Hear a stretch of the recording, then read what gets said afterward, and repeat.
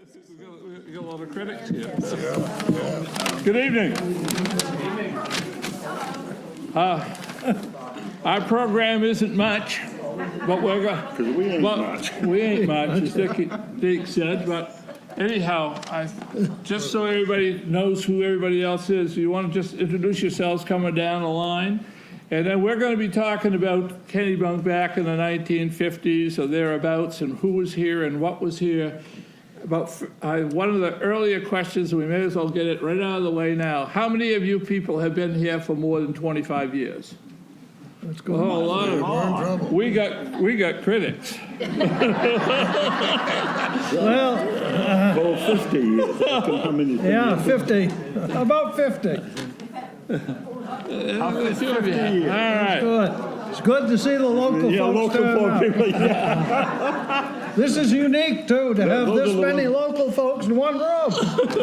They're the ones we know. Yeah. Okay, starting with Carol. Carol Whitten. I was born here, lived here all my life except for college and a couple of years away, and I still have the home that I came home to from the hospital. And I'm Deke Stevens, and I was born in, I'm probably the only Kennebunk person here born. West Kennebunk, I was born. I stayed 2 weeks. My mother stayed up there 2 weeks and come back to the land inn, and that's where I stayed. And loved it. I'm Dick Bibber, Kennebunk Port boy.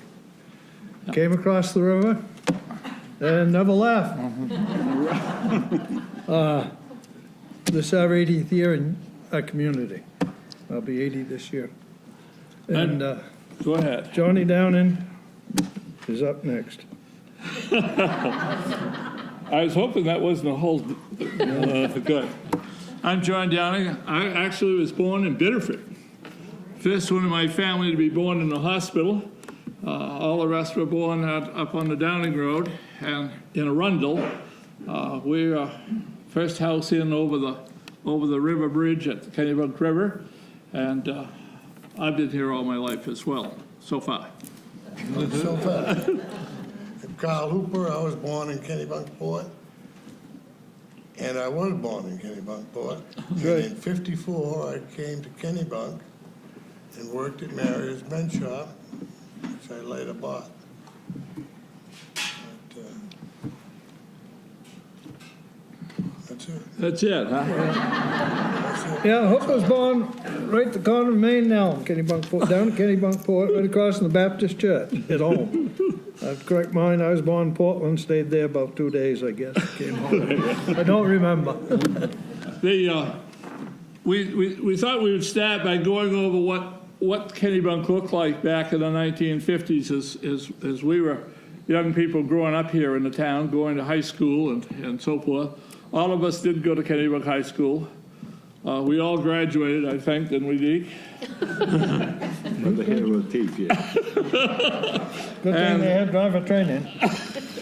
We had Joy Smith written in our class. Well, we won't go there. But anyhow, we've all been here. So we're going to start at one end of Main Street, and we'll just sort of say what it was when we were here. A lot of you who are here that I recognize, obviously, are going to remember what was going on at that time. We did this a few years ago down at the Colony, and there wasn't a soul hardly from Kennebunk there, so I'm glad that the library put this out and asked us to do this for the folks here. But I'll ask you to start, and we'll start up with Weemans. How many of you remember Julie Weeman? If you don't, you haven't been here long. So Julie was an interesting lady, and so I'll ask down the line, go ahead, and I'll shut up and we'll just get going. Go ahead, Carol, and you can talk about her. Well, I'm a wee bit younger than the gentleman, but I do remember Mrs. Wayman. I didn't know her well enough to call her Julie. Excuse me, Carol, I'm going to ask you to speak up a little bit, please. Oh, okay. Can you hear me now? That's a recording mic. Oh, sorry. Can you hear me now? Oops. There we go. Can you Yeah. hear me now? It's, Clicked on. as I said, I remember Mrs. Wayman, but I remember, the thing I remember the most is, I think when Dickie more or less took over the store, her son, they used to have a TV in the window. This was in the late 50s or the early 60s. And on Sunday nights, when Bonanza was on, it was in color. And we didn't have a color TV. So my dad used to take us down and say, oh, let's go get an ice cream after supper. So we'd go from the Dairy Queen and we'd walk over and stand and watch the color TV in Weeman's window so we could watch Bonanza. Couldn't hear it, but we could see it in color. That's my story on Weeman's. Julia was a nurse, and when my wife had her first son, Sally Weeman had her child, and they were in the hospital together. And Julie went right over to the old hospital, the Weber Hospital, and took right over the whole place, telling the nurses what they, because she ruled the roost. Everybody knew Julia Weeman, she ruled the roost. That's all I remember. Well, I remember Gramp Weeman more. I think he had some horses that they used to play, I'm not sure, but they did. And they had quite a furniture store up there that most everybody in town, communities around locally went to. It came into the TVs, that's where you purchased your first TV. As Carol said, went down and watched the first color in town. But also the women community, they also had a gas station store up top of the hill there, right just before you get to that place. And the building is still standing as much as it is now. That whole corner is different. Dick can add on to that a little bit. But the Weeman family is very popular in our community.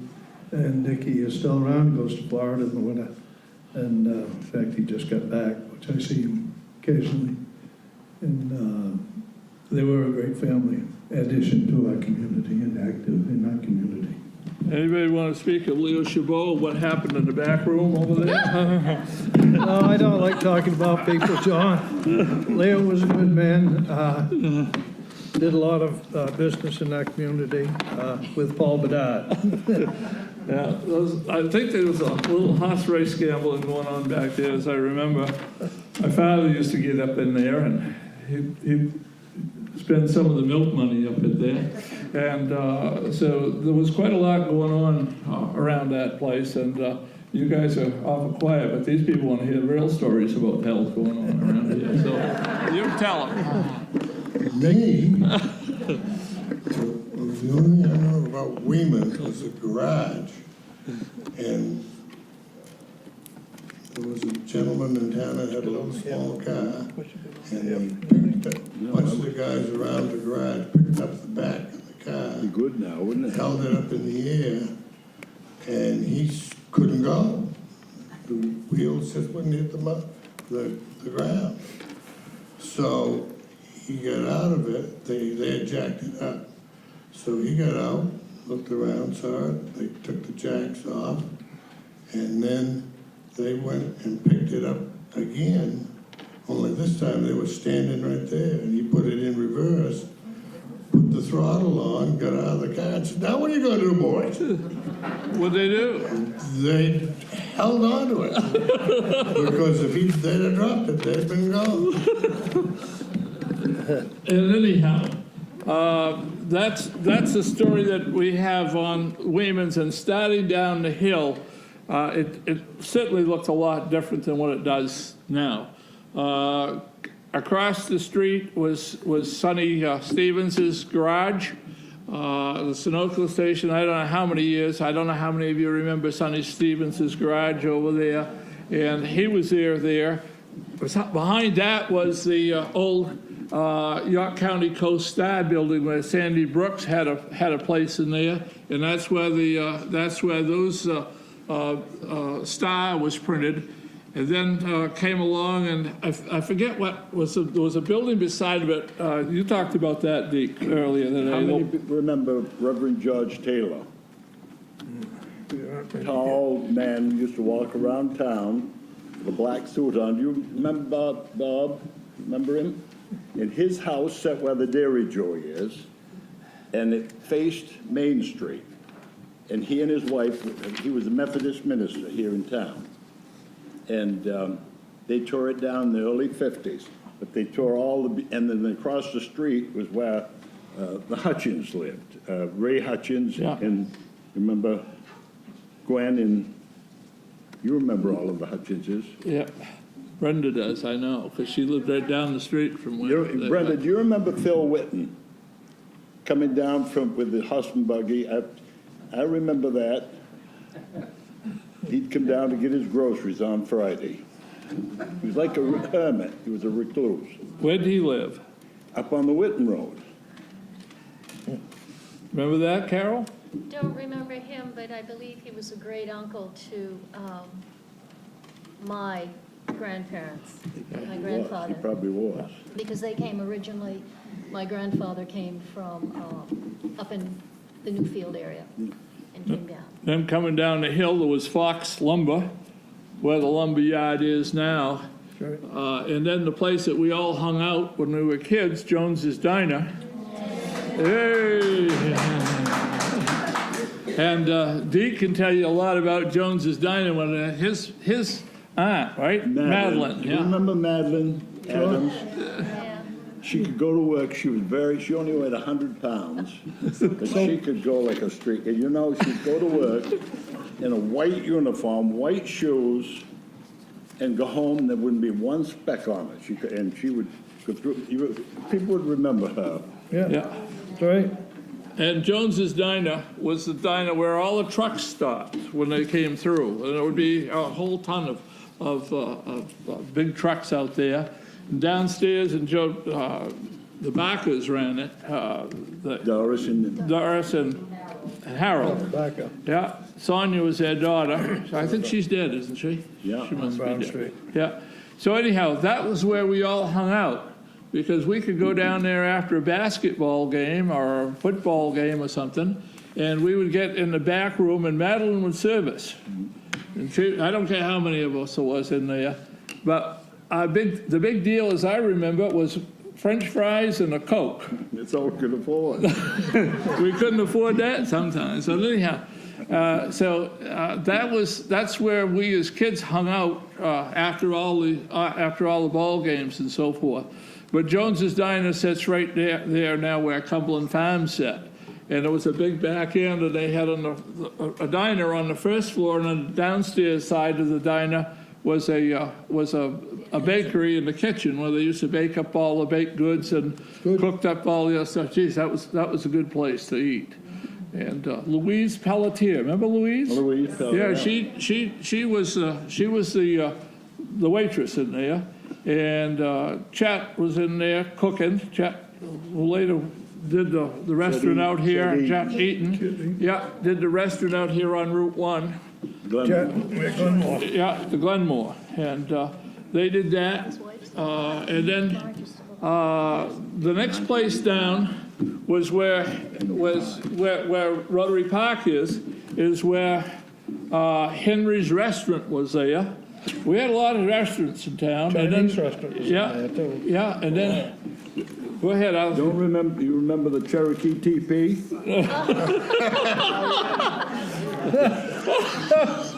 You don't remember that? No, talk to me about it.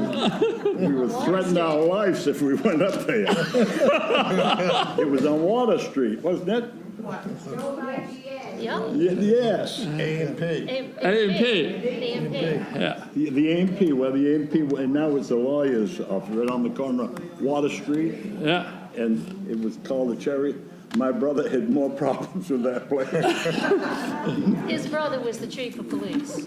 Yeah. Yeah, he chased us all over town more often than we'd like to think about. Parsons Beach. My brother was chief of police for 34 years here. Yeah, he was good at it, too. Well, we haven't gotten to that yet, but Deke and I got to drinking a little beer one night down at Kennebunk Beach, at Parsons Beach, and Frank chased us, Jesus, how far did he chase us? A long ways, across the brook. We were soaking wet. So anyhow, that's another story. But that will. You weren't underage, were you? No, we weren't. We'd raid the beach parties and sneak in the Hall of Fire or something they'd run. Billy and Artie, if you remember, we'd take the beer and go up and put the monastery and bury it. And then we'd run low at nights. We couldn't afford much. We knew we had a spot where we could go get our beer, dig it back up. And then Kennebunk Laundry was here, and that's where Rotary Park is now. But Kent Cleaners was there, the Air Frosters was there, and they lived down on Park Street. But Leon was in my class in high school, Right. and Leia, I think she's dead, but as far as I know, she is anyhow. And was the ugliest damn place when we bought that to make Rotary Park there. And being a little bit familiar with Rotary Park, we had a hell of a time getting that all put together. And Rotary did that, and obviously, and so it was pretty messy there at the time, and certainly looks a little different than what it does now.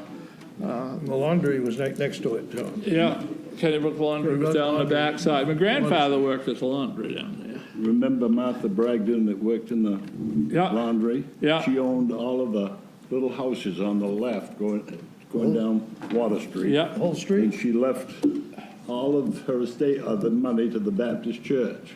And a little lady that worked in the laundry left over $500,000. Yeah. That, And then- those whole houses just sold again, I Yeah. understand. Right. And her, Last week. there's a picnic that they do down in the park, not in Rotary Park, but down at Rogers Rogers Pond. Pond. Yeah. And it was named in her honor because for many years you could get basically a free meal because she had prepaid and had donated all of that money Right. for that. Then we went across the street at Kessler and Shoe. Now, I don't know how many of you were here when Kessler and Shoe was in full operation. Many of you were, I'm sure. There's been some interesting people come out of Kessler and Shoe. And one who's done an awful lot of goodness for the state of Maine is Mr. Alphon. Mr. Alphon started at Kessler and Shoe. And that's where he got his start. And he lived when he was there, he lived across the street from where Nancy and I had our first house here on Stura Street. He lived with the Halls. He rented a room with the Halls. And just before he died, I was on the board at the University of New England, and he talked a little bit about that. So he and I sat down, and we had a great conversation one afternoon. Lasted for about a half an hour, 45 minutes, and he went through the whole gamut of people like Mickey Bloom. Do anybody remember Mickey? Yes. Yeah, and Sam then Lab. yeah, and go ahead, Dick. I'm No, doing all the just- talking. I'd like to shut up. You talk. No. But I worked for Mrs. Sachs at the beach. I was just a kid and I'd mow her lawn. And she was, because Jewish, but she was one of the finest ladies. And Bob, you know all about that. But her daughter was the only one that was allowed to play on the Web-handed golf course when I caddied down there, Mrs. Glassman. But they were wonderful, wonderful people. Good people, that's right. At that time, Jews were really not welcome in the Kennebunks at all, particularly at Kennebunk Beach. And it was a shame, and I thank God that that's changed. But the only place that they could stay was at Forest Hill. Forest Hill House. Parsons, Yeah, May Parsons. and My mother worked at the Forest Hill House. so did mine at one time. Yeah, a long way time buying ago. in now, folks. Yeah, yeah. And going back to the shoe shop, and the children weren't allowed in there because of all the chemicals and everything that was going on. And both of my grandmothers, both my father's mother and my mother's mother and my great aunt, worked in the shoe shop. And what they used to keep the windows open, and I don't know if you can see it, but it's down below, like road level, and the windows were high. And they used to take me along the window when I was little, probably 7 or 8, put me through the window so I could go in and see my grandmothers, both of my grandmothers, and they'd each give me a dime. And out I'd go, and I could go get an ice cream. Back up through the window I would go. But stories from the 60s. That community, that factory, shoe shop, all across the state of Maine. But this one down here was real prominent in our community. So many came to work there, grow their family, make things happen in our community. They were so active for so many years. It was real sad to see those close. Those Wood Hill. right from here up through Biddeford, Saco, everywhere. They just was disseminated. It was sad. So many families raised their other families in our community. And Karl can relate to that, being the clothier in town. Before Karl was there, of course, Bob Marion, he can talk about that. But they were just great for our community, no question about it. Beyond the shoe shop, Karl, you want to take some of that? Yeah. Well, I started in the store in '54. The store actually started in 1929. Was it a few years? John mentioned the Cherokee teepee. No, I didn't, that was Deke's place. Oh, that was Deke's. Oh, okay, well, that's all right. But what was great about Cherokee teepee, that on Friday nights, a lot of the guys working in town would come into the store, because they wouldn't let them in unless they had clean dungarees and clean shirt.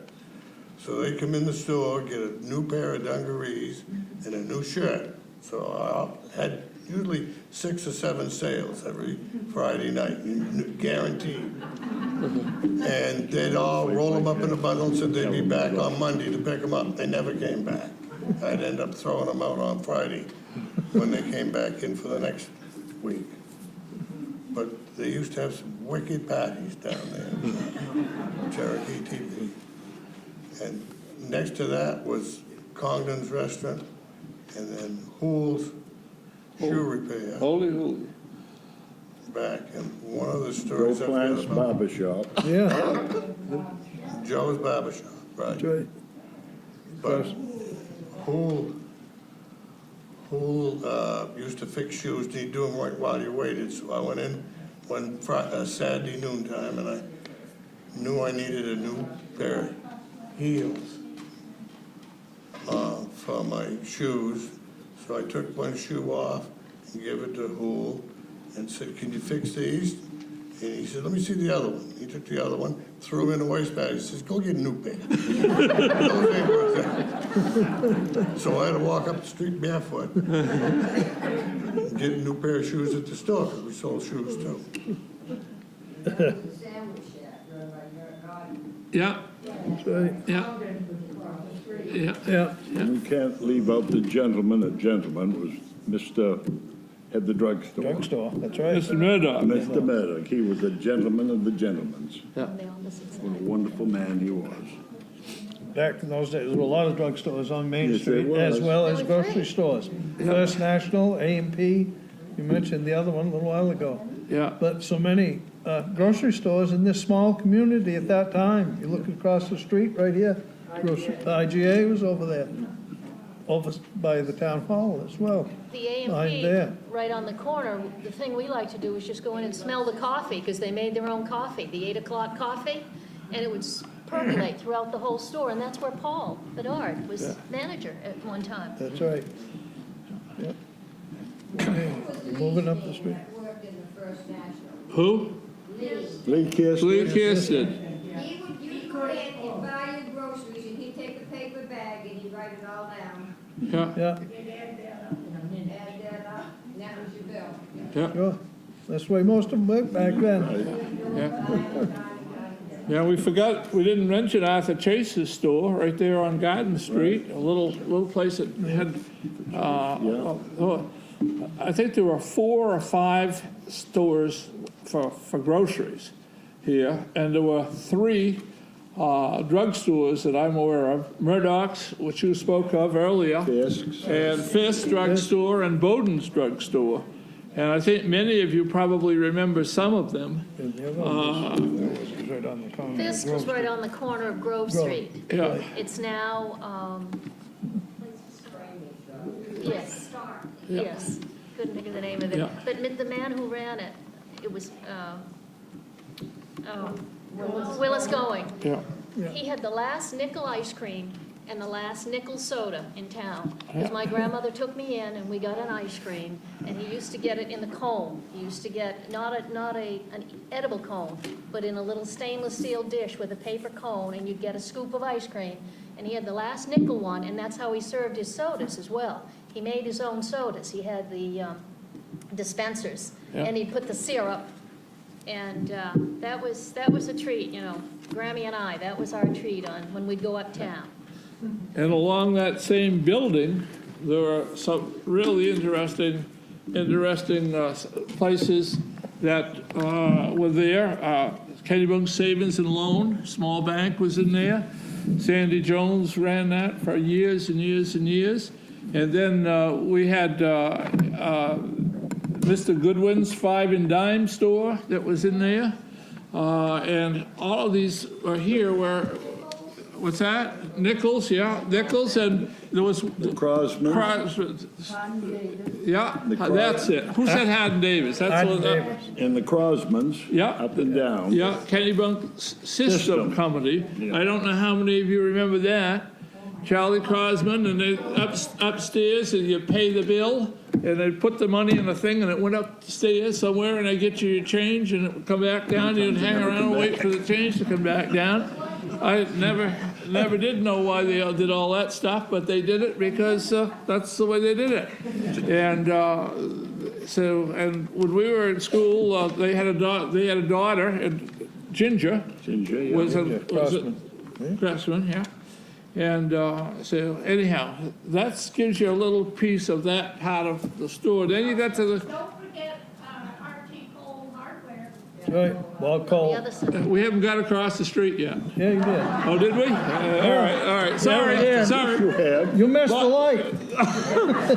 Bob Cole Yeah, lived down here on Dane Street. Nice man. Had everything you'd ever want in that store. Yeah. And if he didn't, you could go up to Libby's and get it over there. Reggie's Hardware, that's Yeah. right. Nancy always gets at me because every time I'd go up looking for something for a stocking for Christmas time, I'd always go into Libby's. How many funnels did I buy you, sweetie? 5? Yeah, okay, she had plenty of funnels anyhow.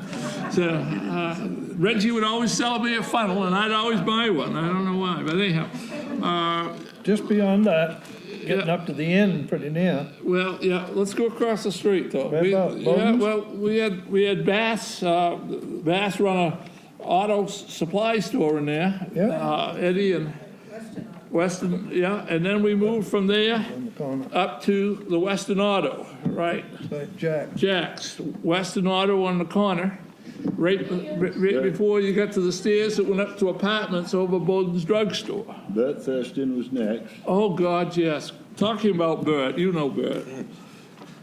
Yes, he was a good soul. I know so many things I shouldn't say, so I'm just gonna wait.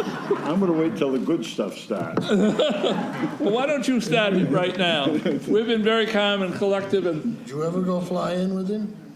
You up to complain with him? Plane?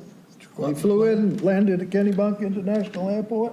For me? Yeah. God, no. No.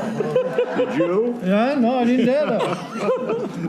It was out where the water company is, on Route 1. Yeah. That was the first, probably only, international airport in Kennebunk.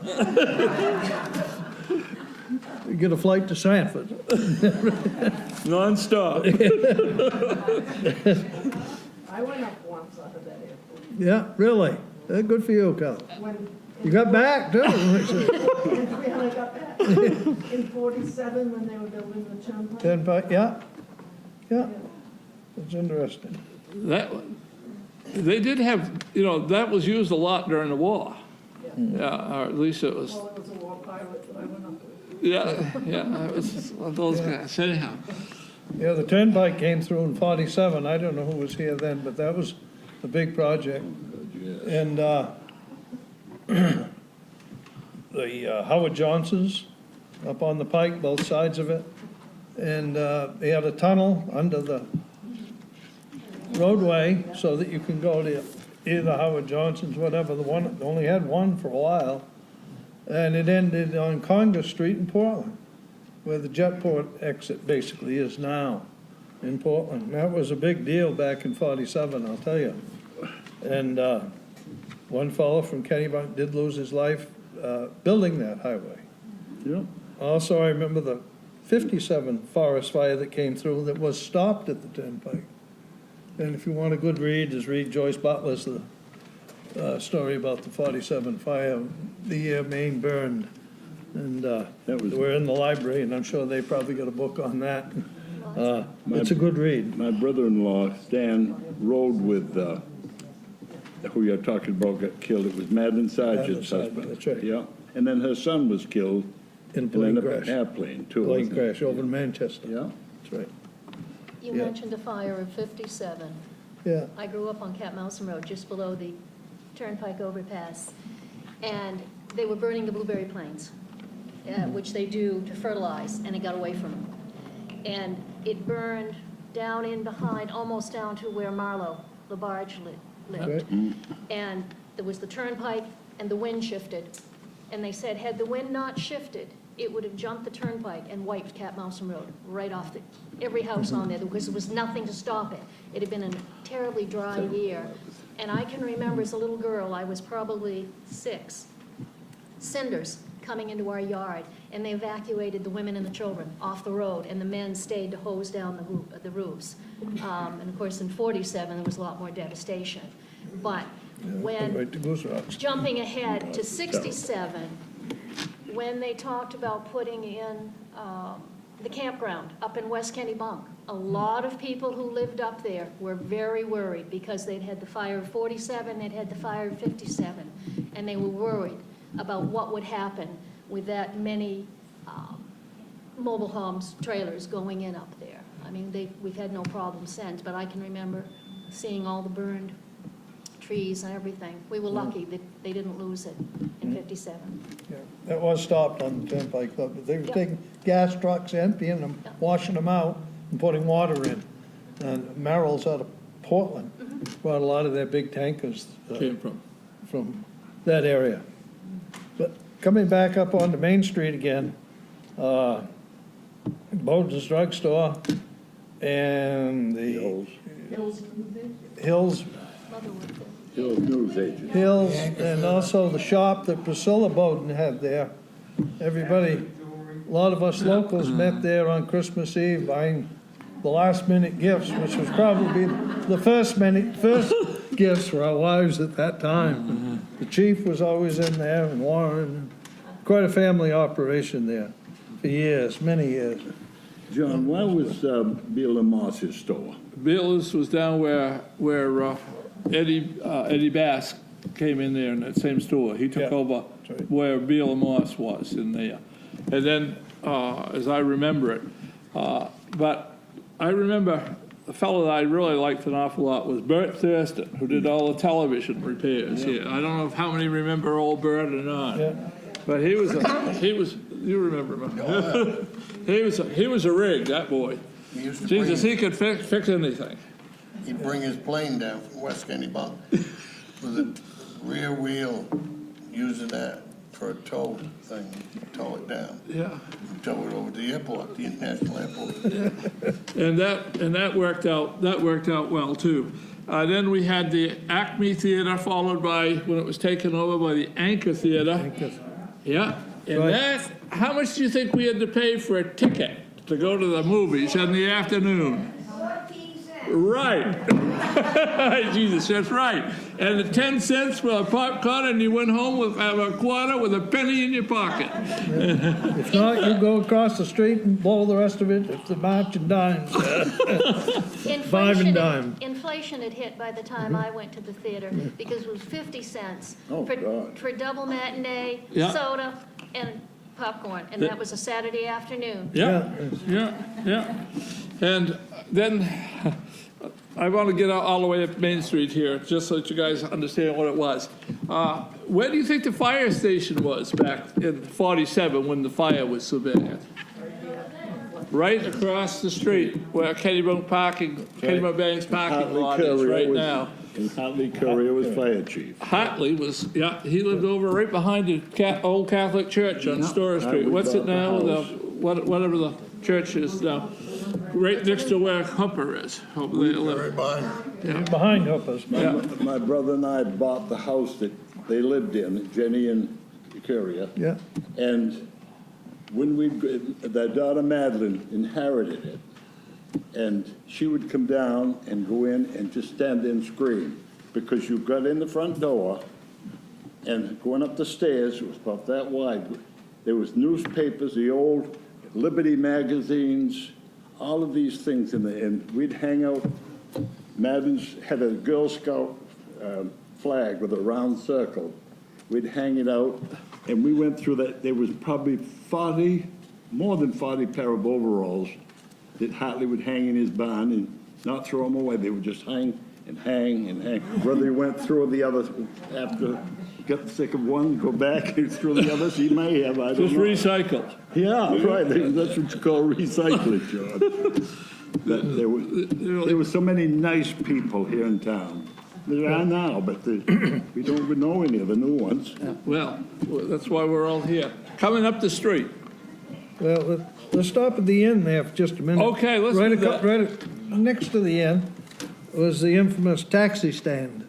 Wimp. Wimpy. Wimpy Ridley, Well, we get our, Allison's, Don and Ted Chamberlain, Ev LaBadge, George Cousins, and a few others when they felt like driving. But the buses always used to come in there, Greyhounds.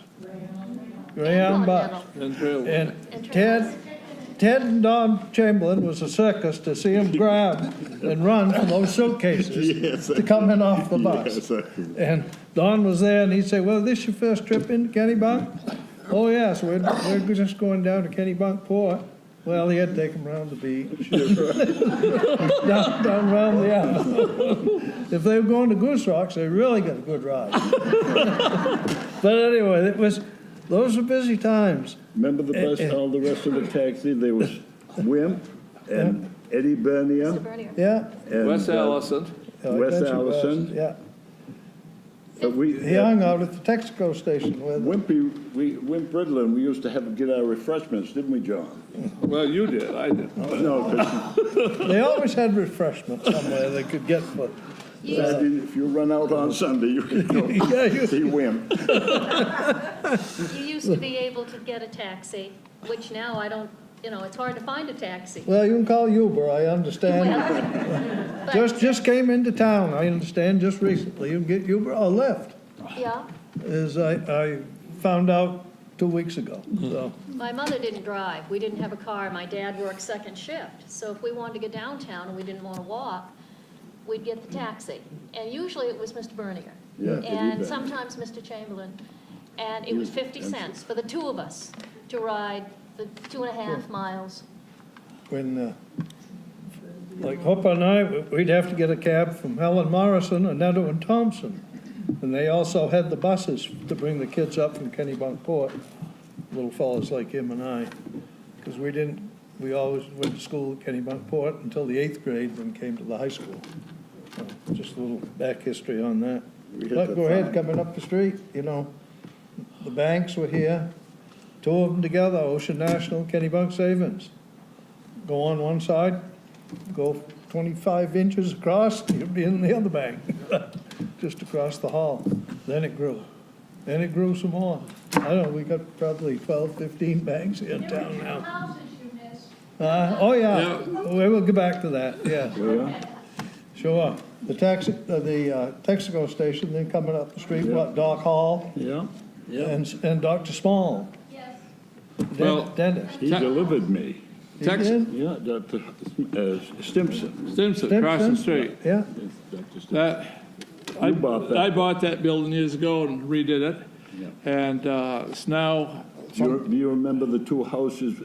Right before them, yeah, Mrs. Coleman's, yeah. They tore those two down. Yeah, and there was one out in the back where the parking lot is now. There's a big house out there that was torn down.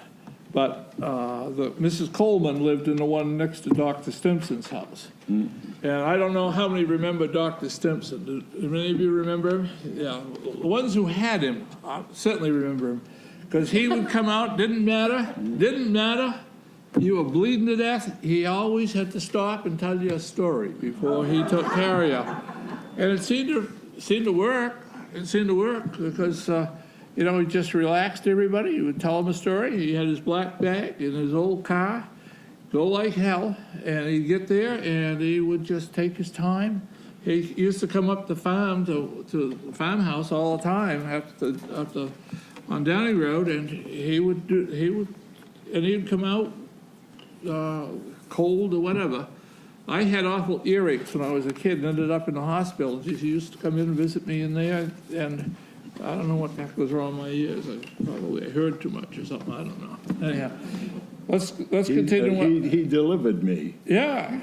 And as I say, I was born in West Kennebunk, and we had a terrible snowstorm. It was in February, and my father couldn't get back up, so there was just he and my mother's sister, my Aunt Helen, and my mother, and of course I was there. And Remember? so when I was born, my Aunt Helen started to cry. And he says, for God's sake, Helen, what are you crying about? Oh, she says, I've got everything, and I thought I had everything here, but I don't have any boric acid for his eyes. He said, Helen, if God had wanted him to have boric acid in his eyes, he'd have sent it along with him.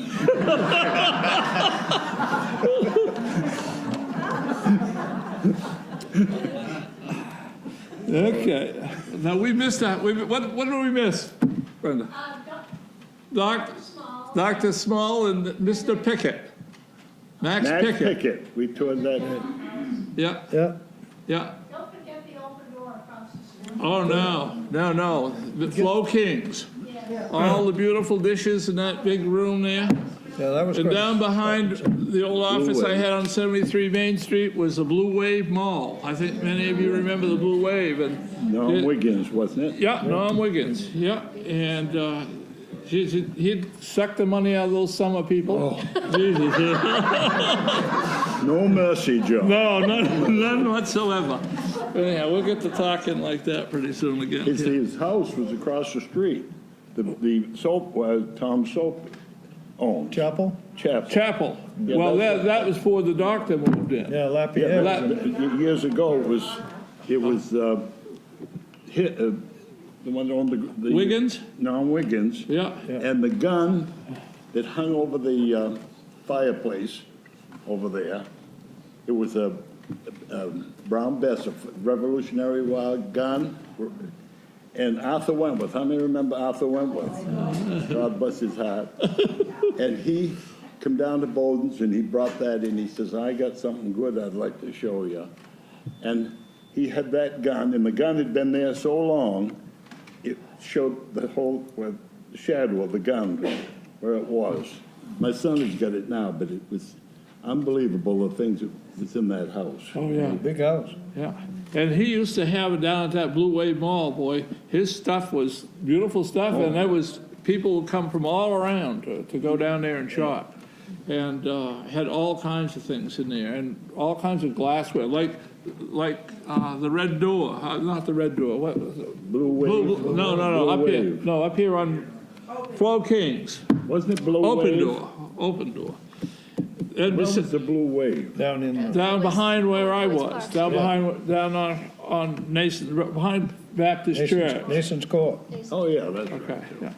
And then you had, coming back up the street, you had where Cole Harrison is now. Upstairs, you had David Emmons' law office. Yeah. And that's where Ross Wyman's first the one. dental office was up there, Yes, it too. was. And it was run by Phil Roach. It's a restaurant, and he and his mother. Remember the restaurant there? What the restaurant was. Yeah. I don't remember that. She had a restaurant. They built on that end there for more tables. It's on this end here. Before that, it was No. No. The parsonage was Parsonage was down- behind on No, the Nason. original parsonage was behind, across the street, behind the store there, convenience store. Where the mystery, they tore it down. Where Tracy used to live? That was the old Tracy house.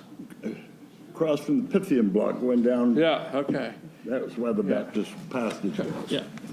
Okay, we Then they bought that other we place. missed the Pythian block altogether, coming up the street. We wanted to years ago. Well, that was a good place to go upstairs and play pool. That was a good place to play pool years Yeah. ago upstairs. We lugged the pool table out of that building, fire department boys. Hank Coleman was chief. Fire department, he said, I got a little project for you boys. Pythian block. We went out and got a pool table. He bought it, or required it. And it was going in his house up by the high Street, school. yeah. And to get it into that house, it was about 8 of us, I guess. And we had all we could do to get that thing out of there and down. As far as I know, that pool table is still downstairs. If anybody says to go get it, you want to take your hat. You remember the night it burnt, What? Pythian block? Yeah, a little bit, right, yeah. Burnt the top 2 or 3 floors. You remember that, you girls? I was a Pythian sister, yeah. You were, and you, Across the street, Burn? yeah, yes. Also, the Masonic Temple was up downstairs over Fist. over Fisk Drug Store for years. Do you remember And the the Odd parties Fellows. we used to go to when we were kids Where? in the Masonic Hall? Yeah. Yeah. We'd get and sit in the big chair. Yeah, I can remember one Christmas time, because my mother was a Eastern Star member, my father was a Mason, but they had, the Eastern Star had a Christmas party. And they had 3 or 4 people. I don't know whether you were there then or not. But they had, some of the kids had been taking music lessons. And I think either 3 or 4 of them, but all that was performing, they all played the same song. So everybody, one played it on the flute, and one played it on something else. It's all silent night. So all the people in the Eastern Star got to hear that. They really got to like that before it was all over. They all had a good challenge to that. New England Telephone had a, Place up there too, Mrs. McBride, yeah, that's right. And where my office was over Maria's men's store, when I first went into business, I had a little office up there, because I was still in college, and I went back and forth from college, and that's where my first office was. And I had a big bathtub in the bathroom, so, it's really neat for an office. But anyhow, and an old kerosene stove that I had to lug the kerosene, and then right beside that was where no, telephone was one, but then the selective service office was there too, in that same building. And everybody always says it's the only reason I didn't have to go in the army is because I was next to them. I really don't think that's true, but anyhow. Remember Jeanette Welch? Oh, hell yeah. I was just gonna say, if She came up. Miss Welch Yeah, lived there. She lived up there, and she used to have the little dog. Remember, she was coming up, Elwin Witcher had the Texaco. Yeah, he and And Jones. she was coming up, and always walked back and forth with her dog. And, because he was always out around there, I think he had practically lived there. And she was going by, and she was pulling the dog up behind them. She kept pulling, and he looked over and he said, there's something wrong.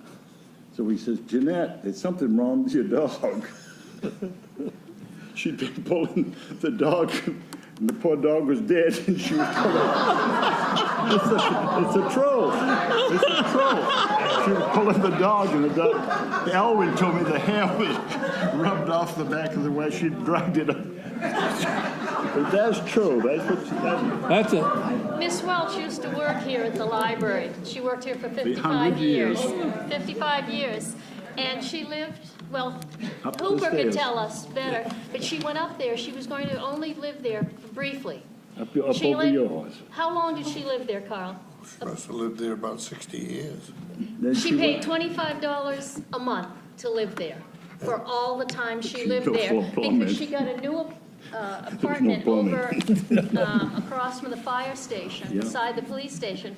And Mr. Murphy. Mr. Cole, well, it was where Murphy Yeah, lived. yeah. But Mr. Cole. Charlie, thank you, was the realtor. And he said, well, how does the rent compare to what you were paying up above Hooper's? And it was like 400 and something a month. She said, well, it's a little hard to compare. But she'd paid that for, she must have been there close to 50 years. She had to leave when the bank that had bought downstairs the savings and loan Yep. got bought out by an outfit from Portland. And all of a sudden, they realized that they had a tenant in the building. And then they had to come down and tell, I can't remember the manager, Sandy Jones. Sandy, They yeah. had to come down and tell Sandy, you had to tell her to leave, Oh. because we just can't have it. So I think she lived there about 6 months after that. But She had a brother Bob, and they He lived lived down in the Maine. landing, across from the landing church in the bachelor house. And he had a butcher shop there. He killed a slaughterhouse. And Miss Harding, you remember, who would remember the school teacher, Miss Harding? She was the teacher there, and she would have to, in the fall, she'd have to stop the class. There would be so much noise over there for him slaughtering. They'd have to send the kids home from school while he slaughtered. And he used to play up there. They had these great big wheels where they would hook the animals. It was gruesome, but Worked. Okay, well, Still coming up the street, Dr. McDonald was on the corner. yeah. He was a medical examiner as well for most of York County at that time. And as John said, he was the kind old doc that go anywhere at any time. He was a nice And man. they lived here, right here on the corner over here for many, many years. John, sir, madam. when I was a little girl at the townhouse section in Kennebunkport, on Christmas morning, I didn't wake up. And I was in a real asthmatic coma. And couldn't get a doctor anywhere. It was Christmas Day, so Dr. McDonald came down. Sure. And he stayed with me most of the day. But he said to her, said to my mother, what have you got around here anyway that this kid can be so allergic to? Because I was only about 5 years old. You know, what is it? My mother said, well, I did put a kitten at the end of her bed, thinking that would be a surprise for Christmas morning. He said, get that damn cat out of here. And so I've known all my life that I couldn't get near cats. Well, it's amazing what these guys, I don't know how much training they had, but they sure had a lot of good training, and just by the way they talked to you, you felt better. I mean, it didn't matter whether you were or not, but anyhow. Dr. Pfeiffer was like that. He wasn't from Kennebunk, but from Kennebunkport, and Carl and I were talking. He delivered both of us. Wonderful guy. He was an osteopath, and they wouldn't let him deliver at Weber. I was born in the Saco Hospital. Hospital, yeah. And that was the only place he had Privileges. delivery privileges. And he came out once, I have a younger sister, and she had earaches like John. He came to my house in a snowstorm on New Year's Eve, dressed in a tuxedo. They were ready to go out to treat my sister. He was probably one of the nicest doctors Yes, he that, was. and he took, my mother told stories about how he would take, during the war and after the Depression, during the Depression, he would take chickens, he would take eggs, whatever people could afford. They didn't have money.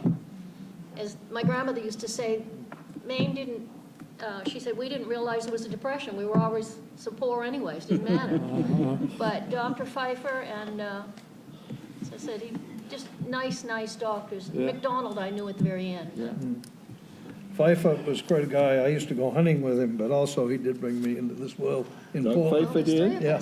Oh, God. I think he named a lot of people Richard in those years. I don't know why, but anyway. Richard And also- Pfeiffer, you have to tell. And his other was Carl. It was Carl Richard Pfeiffer. And I don't know what happened to Hook, but he got his name spelt with a K, and Dr. Fife had it with a C. Tell the story of that. But he was just good. Yeah, well, Dr. Pfeiffer delivered me, and Mother had a hard time, I guess, so that she wanted my name to be Charles, the German spelling of Karl. So he said, no, that's with a C. And she says, how do you spell your name? And he says, well, mine's with a C. She says, it's going to be with a K, thank you. She was not happy with the delivery. Yeah. But anyway, talking about Kennebunkport, there was also Dr. Prescott down there. Gosh, yeah. Yes, he, another old-time doctor, and Dr. Bancroft. Yeah. And their office was directly across from the library in Kennebunkport, diagonally Dr. Ficker. across. And then came along Dr. Ficker. And he was quite a doctor. But anyway, he was busy, and the police were chasing him most of the time because he always had an emergency call at the hospital. But they finally got it straightened out. And, but we had the ambulance back then, and that's another story we can talk about a little later. But anyway, moving uptown, right across the street, Brickstore Museum, and anybody that hasn't been in there should go in there, take a visit. Also, the Kennebunkport Historical Society for some real history back when the rivers were building the ships that went to the sea, and real interesting in things like that. That's where you should go to get all that information. We got a lady over here that saved the school in Townhouse. Yeah, that's right. That's been, yeah. Yeah. And a lot of We're us, gonna have an open house in June, we hope. well, I hope that we do, and I got a little manual training in that school. I built a gun rack. I got back on the bus with it, and I thought it would fall apart before. And Charlie Netto, the bus driver, said, "You take a lot of pride in your work, Bib." And I said, "Well, I try to, but it just needs a little tightening." Thing about so high, you know, and put shotguns in it or whatever. But that's where we got some training back those days. It was interesting. Sometimes you got it on the bus. Yeah, but anyway, I'm going to jump over to this side of the road, to this building. yeah. There used to be a building here. The gentleman over the fireplace was instrumental, Mr. Parsons was instrumental in Use the mic, getting, Carol. oh, sorry. Yeah, that one.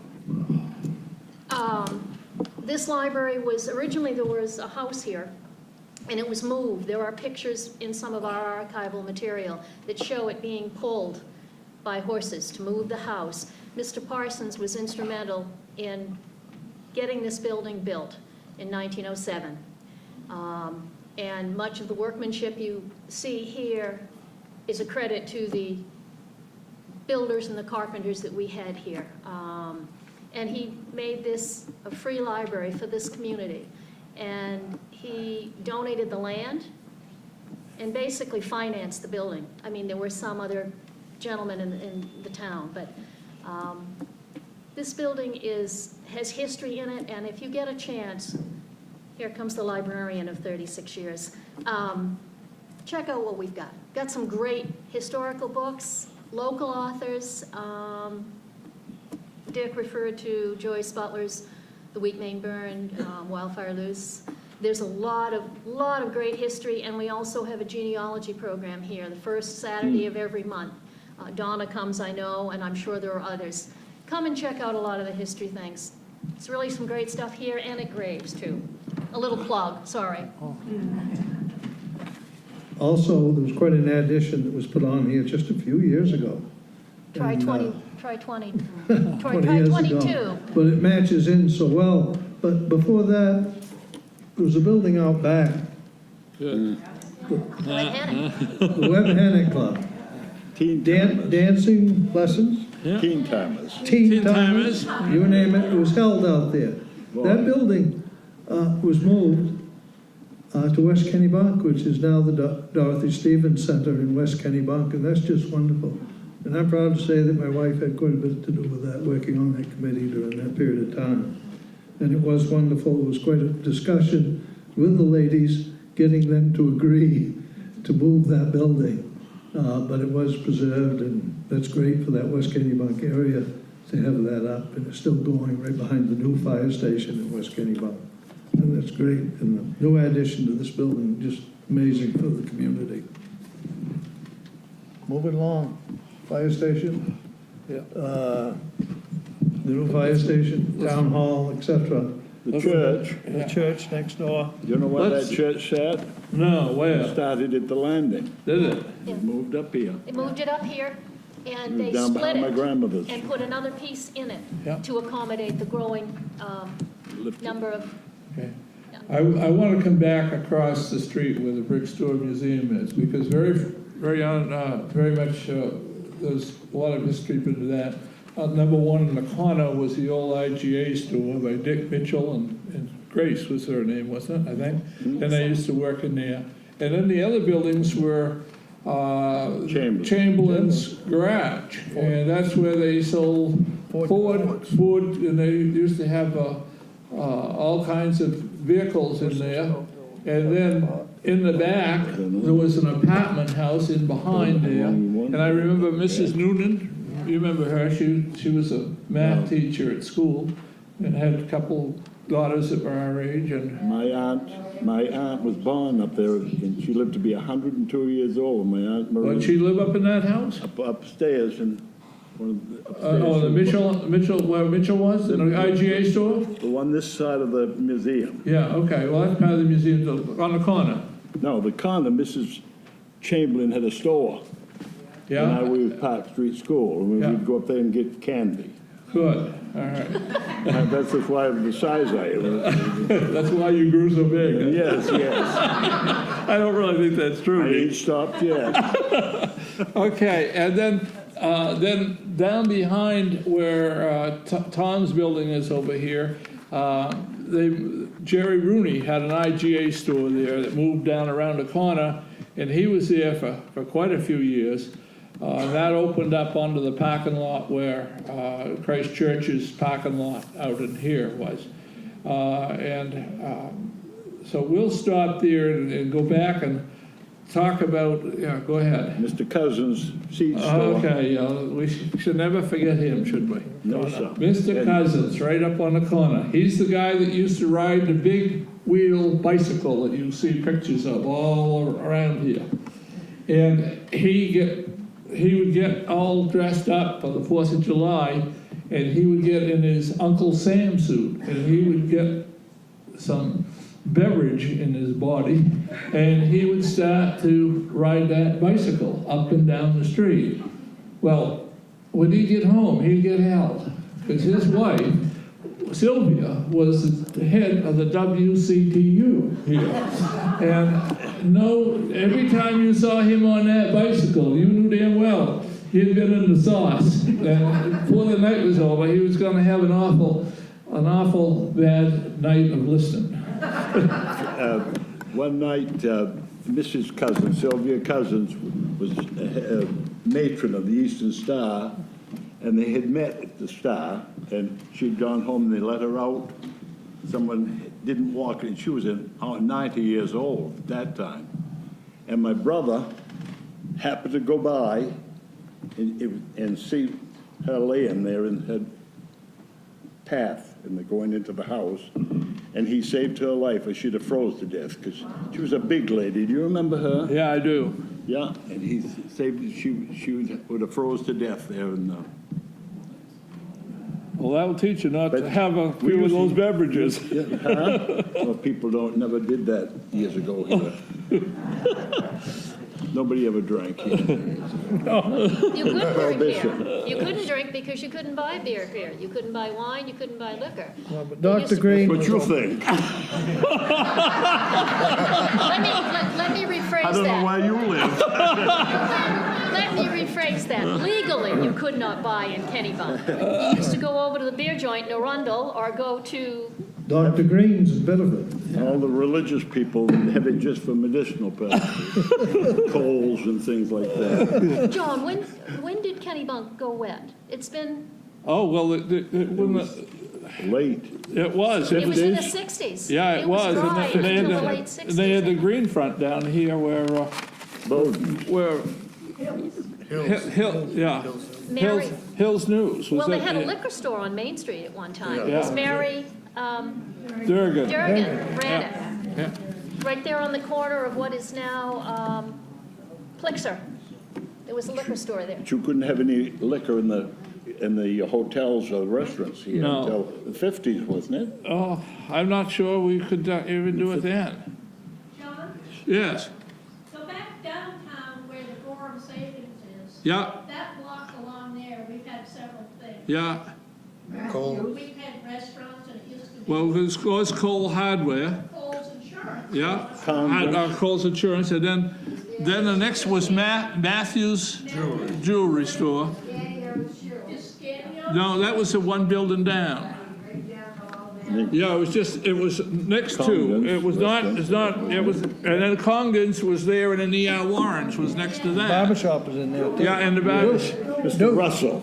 Dukes. Yeah, but Mr. Russell was when I was a kid, Yeah. Oh, Duke because McBride, that though. was, God, you haven't mentioned Shields Meats on Bowling Street. Well, Yeah. we haven't gotten there, but that's all right, we'll mention it. That's right, that's good, I'm glad to have some help.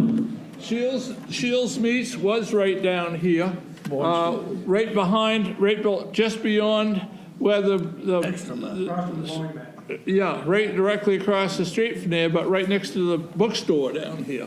The next building up, and he had a big thing. Ted Shields was in it, do you remember Ted? Yep.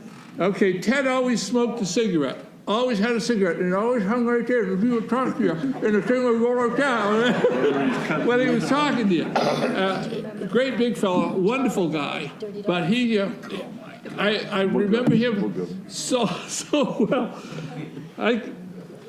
We're gonna get off the street and go into people here in a minute, but let's start right with Ted Shields. Couldn't start with a better guy.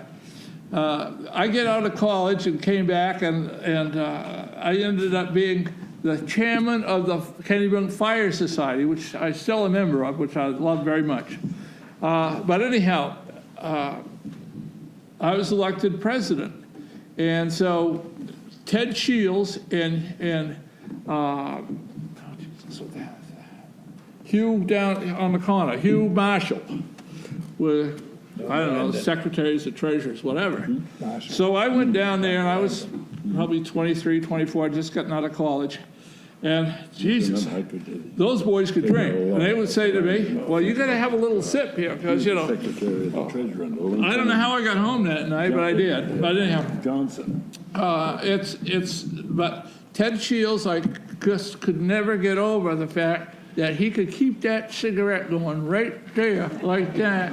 And, you know, he never had an ash on it. I don't know if any of the rest of you guys, maybe you should, you remember old Ted. And you probably had a chance to talk with him over the years, many times. And you always, that right, huh? Huh? No. So anyhow, station-wise or wise as far as Kennebunk is concerned, as far as buildings, and I think we ought to get off and talk about some more of the people of the Kennebunk. Who? You forgot Green's Garage. Oh, yes, and yeah. Well, the Ford Garage, but you didn't go down to get the Chevrolet. And they had TV in that window too. Did they? That's Yeah. right. Did you miss that? I did. It wasn't colored. It wasn't color, okay. Green's Garage. Green's Garage. Of course, then, if you're going down, if we're gonna go down that street, okay, then we have to stop along the line, because we did mention Mr. Chase's grocery store. And then there was newspaper store, but there was a big square building in between was an apartment house. And it had 4 or 5 apartments in there, as I remember. And then you got to Pearlie Watson's, Kennebunk Star. Yeah, he was town clerk. Yeah. His brother, Yeah, who was? Billy. Pearlie was town clerk? Sure, you just go in there and get burial permits, and any permit, hunting, fishing. Yeah, well, we got to get the Greens, okay. Yeah. Yes. Too many buildings, lots of people. I can't let you forget Rogers Fiber Company. That was Oh, yeah, I understand why that was true to you, yeah. Her dad was manager down there, foreman, he was the chief dog down there anyhow. Rogers Fibers, I don't know how many people you employed down there, but it was in a big going, yeah. Souls, yeah, And before that was B.A. Smith. yeah. That was down there too. We stayed basically, we tried to stay out on Main Street, but that's okay. Those kind of places are extremely important as well. Yeah. Snowden Motor? Yeah, that was in behind the garage. Paul Wormwood's garage was where. Gulf Station there Yeah, first. yeah. Right behind that. Yeah. And then behind that was where the Blue Wave was. Eddie Snowden, Yeah. Ken Ackley was where and the Hank Coleman. skating rink is. Yep, yep, yep. It's been 100 things. That's been 100 things, where the skating rink is now. There's one other thing that I know about, and a lot of you do. The big building that is beside of Wheelan's now, Mm-hmm. used to be The other way around. in the B Yeah, when we were kids, because we had friends that went to school with us that lived in there. yeah, It's called the Mouse House, wasn't it? yeah, The most yeah. nice. The Durgans lived in there, and that's, I mean, we used to go there a lot. Yeah, We yeah. had playmates in there. Yeah. And it moved into the Zoom factory. Well, we didn't do bad for remembering, We didn't dare go for any or forgetting, agreements up there. but let's go. If you got any questions, maybe we ought to answer that one. Yeah, if there's any other questions, then we'll start to talk a little bit about some of the people. Some of the people. You can. We'll let Deke start on that part of it. How many remember Ole McAtee?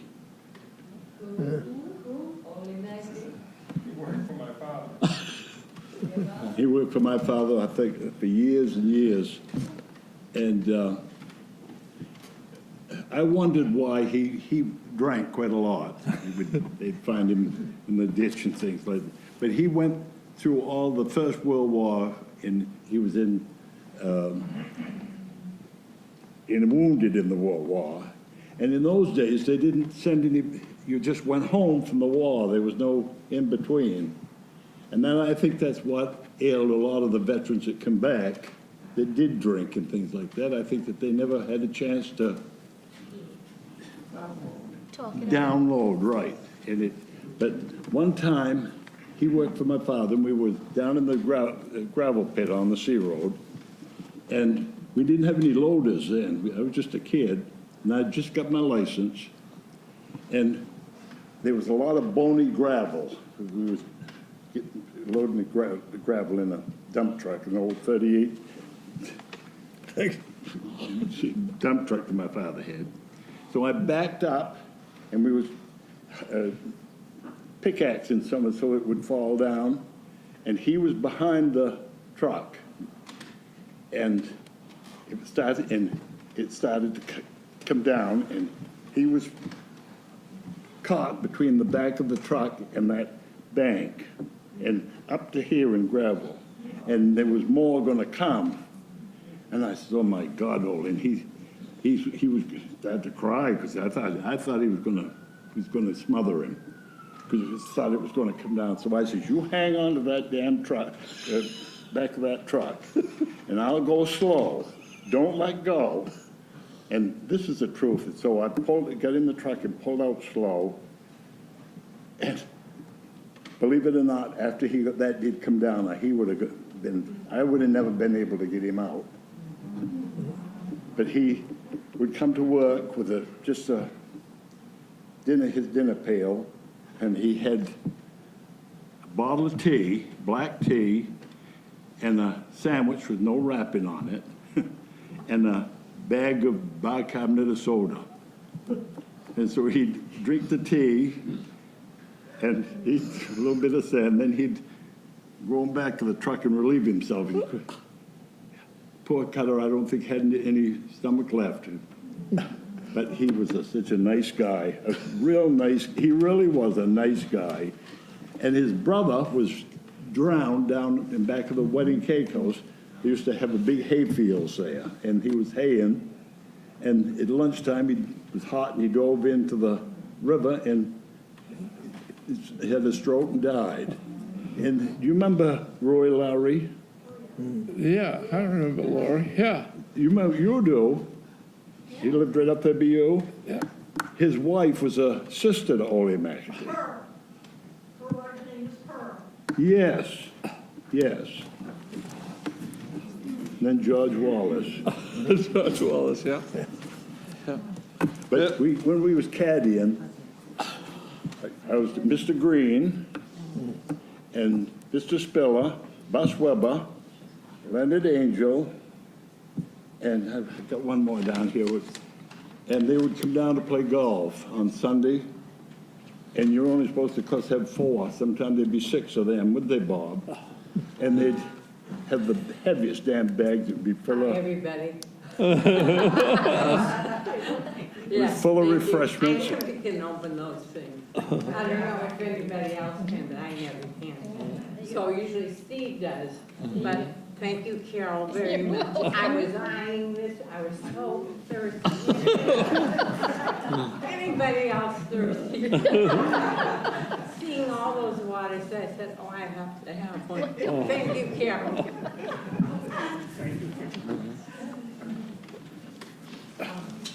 Keep it, I just wanted to mention one more thing. Does anyone here remember the bonfires we had at the landing? At Yeah. 4th of July? yeah. Yeah, right there in the circle, but, yeah. In the, Right where they by, built the new house by Elaine Meadows. yeah, But Jim Welch and Babe Bennett and your uncle, and we'd work for 2 or 3 weeks hauling. People would give us old lumber and everything, and it was a huge, huge bonfire. And they would close the roads off. And this was long before it started, before I was ever born, but we carried it on. And then it's in my mind, and it's a lot of memories. But we would, just before we had lit the fire, your grandmother and all of the kids, Marge and all of the kids would come up.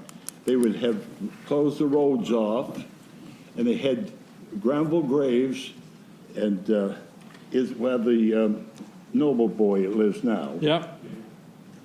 Miss Winnemore, Mrs. Winnemore was a Pentecostal minister, lived next to the Landing Store, and Granville Graves would come out and play the Old Rugged Cross and the national anthem. And then we'd light the fire, but we had to be careful because one of your aunts would try to sneak over and light the fire before the midnight. But we had food.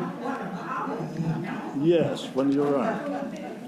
But it was a big time, and for us down there, everybody would come down there, and it was unbelievable. The things that we can remember that they don't have any of those things anymore. Okay. Can't. Back up here to town. fire truck. Do you remember when in where the condominiums are on High Street? They used to have, where the AmVet Hall was? Yeah, oh, yeah. They used to have the big the fun fairs and the carnivals, and they would have rides, and they would have, I didn't go, did you? Yes, I did.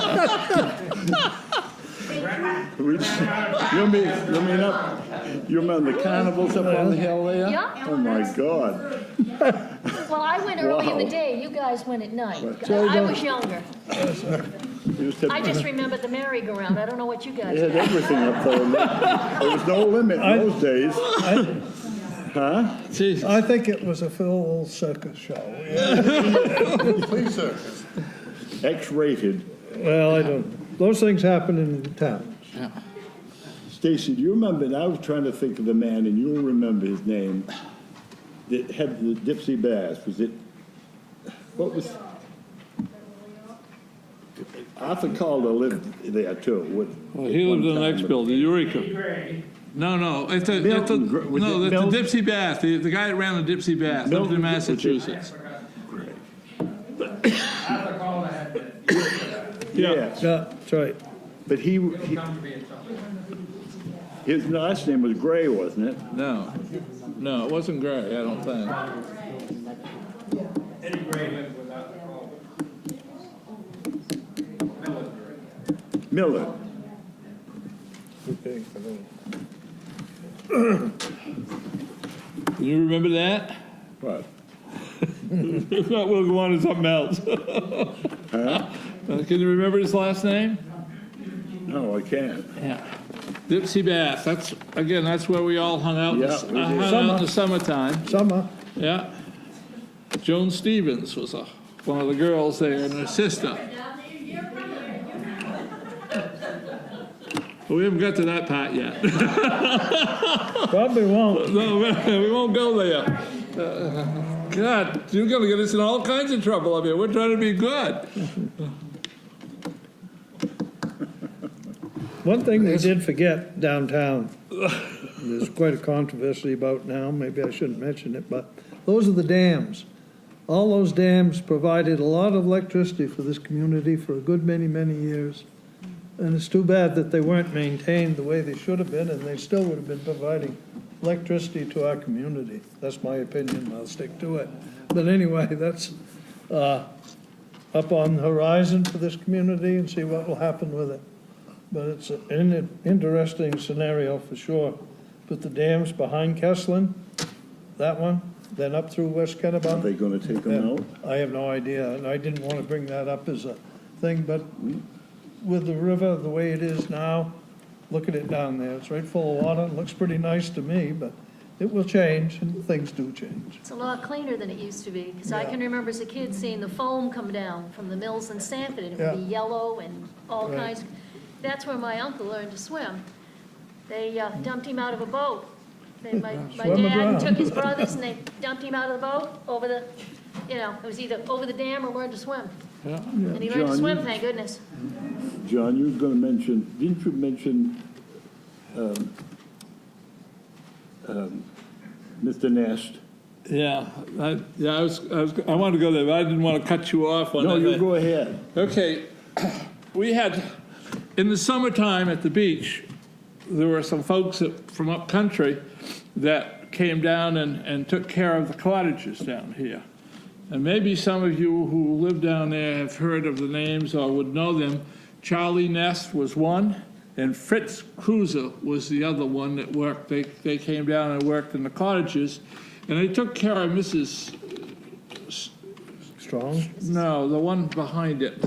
She was a lawyer up in Boston. She was a single woman. Arnold? No, anyhow, it's not important. But she came and she had a nice house there, and they used to do all the landscaping down there. Well, Mr. Cruiser and Charlie Nest had a key to her house, and she had quite a liquor cabinet in there. And so they would get in there after they'd done their work for the day, and they would, or maybe even before they got their work done for the day, and they would start to sip away on that, especially at lunchtime. But so by, probably 1 or 2 o'clock in the afternoon, they were really pickled. I mean, they were really zonked. And so they would head out slowly, working their way up to get up to where Charlie Nest's farm is. It's the cranberry farm now up there. And so my dad came along one afternoon in his milk truck going back up to the Downey Road, and there's Charlie and Fritz right there by the entranceway to the turnpike, laid right out there on the road, stoned. I mean, they were really... So in those days, people took care of people. So Dad would get out, loaded those two guys in his milk truck, and headed up country. And so when he got up there, of course, Charlie was married, Fritz wasn't. So he dumped Charlie out in his yard, and whatever happened to him, his wife must have come out and got him. Fritz ran a smoke shop across the street in what was the Turner farm now. And so Dad would dump him out there.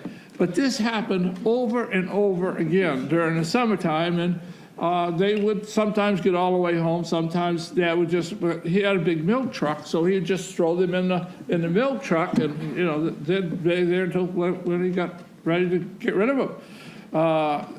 And these two guys are interesting guys. I don't know how many of you remember Charlie Nest. During the war, You don't remember him down there? huh? During the war, he ran a slaughterhouse up in the back. And because for some reason, it was against the law to slaughter, I guess, animals during the war. I don't know why, but they did. And Fritz ran the smokehouse across the street in the Turner house. And so if you had a pig to slaughter or something, you'd take it over to Charlie Ness. Now, Charlie had a son, and Orrin. And Orrin wasn't the smartest guy in the world, but he was a damn good fellow. Orrin could catch a pig by his hind legs faster than anybody. Now, if you're ever getting ready to slaughter a pig and figure out what you'd like to do or how you catch a pig, think about it. Pigs weigh a couple 100 pounds. They don't really want to go to the slaughterhouse. They don't know where they're going, but they don't want some guy getting them by the hind legs. So he'd grab them and get them by the hind legs and take them up. And the slaughterhouse was built underneath the branches of some pine trees, so that if the feds were looking for them during the time that they were there, they couldn't see really very well to get down to where the slaughterhouse was. And so Charlie had slaughtered animals all the time during World War II. This is a long-away story as I'm thinking about it, but Dad used to do milk run during the war, and he had to have gas for his trucks. Now, how do you get gas when you run out of gas very quickly with those coupons that they would give him? Coupons. So he would get Charlie to slaughter some pigs or cows or whatever they had, and he'd put those in his milk truck with his milk. And those guys would go, and he would head down to the beach where he was, and so he would swap off the meat and the milk for the tags to get to gas to drive his trucks around. Now, we never had any money when we were growing up, but we had plenty of gas and we had plenty of food. But $5 or $10, we were really flying. And as Carol talked over here, but Charlie Ness was one of those guys who would do anything for you. He would drink like hell, always did. And what? What'd you say? Eddie Ness. Eddie Ness was the son that would chase around. Orrin still runs. Any of you guys that's up there, Orrin Ness, his last son, and now his son-in-law is still running the slaughterhouse. It's in a much more visible place up there. But if you haven't been up there, you ought to go up. And but that's how a lot of our folks did. That's how they got around, and that's how our family was able to make a living during the war. And still, now many of you people have. My dad used to deliver milk to. I see a lot of folks here that were his customers, but he would take milk every single day, 364 days a year. He would not deliver on Thanksgiving or on Christmas. Those were our 2 days off. So think about that. Now, my father died at 59 of a heart attack, but he was a big sucker, too. And he was... I got to tell you, after you get through, I got to tell you a story about Well, go ahead. I've yapped enough. But anyhow, that's how these people lived and worked. And I'm talking about our fathers. Every one of our fathers is the same way. They worked, 40-hour work week was Monday afternoon. I mean, it just didn't matter. Everybody worked. They worked hard. They worked full days. And they had legitimate things. Like Dad, when he would take the beef down to the beach, because that's where the money was, people coming in from outside if they could get here. But also, there were major places where the military was. Right in the middle of Gooch's Beach was a a big military station at one time. Right there, boom. We're never going to have time to get into some other stuff, but there was a military station here. Out on Great Hill, there was a big tower. Over at Cape Poplar, there was another tower. That's right. And so there was a lot of stuff there that was completely different. And I know I'm talking about my own dad now, who I love dearly. But he was a hard-working man, and, you know. So was your mother. So they were both. But anyhow, so be it. It's just think about what you do every day and think about what they did every day. And they have to have a guy like Charlie Nest under the branches to get meat, to get gas. I mean, these guys worked out the whole deal. They didn't have any money, as I said. But that was one of the things that you should go, and I'll shut up and go to Deep. Go ahead, Deep. No, I was just going to say two things. It came Christmas time, first of the year, and during the war, my grandmother rented a house across the street to the Reeds. They came from Colebrook, New Hampshire. And my mother bought a beautiful wreath, and she hung it on the door, on the front door. And this Reed boy come over at night and stole the wreath off my mother's door and sold it to my great aunt that lived next door to him. And Sam Downing was our milkman, and with Merrill Courier. Yeah, Pansy. And Sam found out about it. And he had Bertie Hanscom, and I'm sure a lot of you remember Bertie Hanscom. He got Bertie to do this poem, and a picture on the poem, on a paper, and he rolled it all up, put a ribbon on it. And when he leaving the milk, he threw it onto the porch. And my mother would come out, she said, "Oh boy," she says, "Sam has left me his calendar," because she used to love to have your father's calendars. So she unrolls that poem, I thought it was a calendar, and it was a picture of my mother, and she had a hair sticking out and had a rolling pin like that, and this expression on her face was unbelievable. And it said, "The wreath was hung on the door with care. It covered a spot that was quite bare. When she looked, it wasn't there, down at Lizzie's." But it ran, and there was and that's the only stanza I remember, but it went on. And, wasn't she pretend to be mad at your father when he came down next day? Oh, he was a character. And I got to tell you one more, and then I'll shut up. But I was probably 8 years old, and Dad had the wood business and the ice business and landscaping, but we'd have to go to Shapley to get slab wood. The ordinary person burnt slabs in those days. And we was coming back, and there was Uncle Harry Coombs and my brother and my father and myself, and I was sitting in my brother's lap. And we was coming from Shapley and there was this man thumbing. And Dad says, and of course it was cold. It was a real cold time.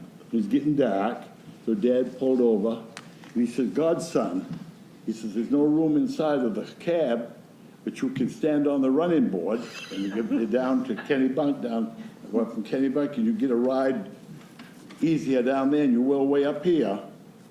And he stuck his head I was sitting by the door.